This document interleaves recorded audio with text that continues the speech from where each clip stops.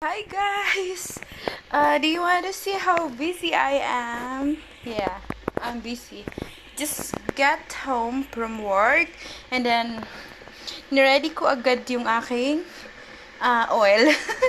Painitin ko na siya because I'm going to make the spring roll, the order of our kabayan, and they gonna pick up like 5 p.m. I guess, or yeah, it's 5 p.m. onwards. So I'm trying to finish it before 5 and it's already 4:20 and it's 40 pieces. So see you later guys until we finish this one.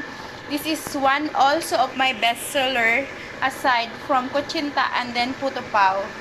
Yeah, thank you po guys sa inyong lahat sa pagtangkilik sa aming Bicol Fried. Thank you. This is it. It's finished. 40 pieces with sauce. And then ready for pickup. Guys, as you can see, after cooking the spring roll, I cooked my fish also. And then I also finished baking of this banana bread. So that's how busy I am.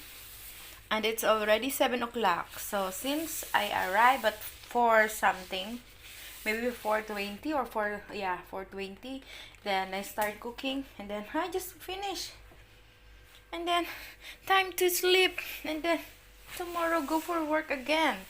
So God bless everyone. Thanks for watching. It's my Thursday, October 18, 2022.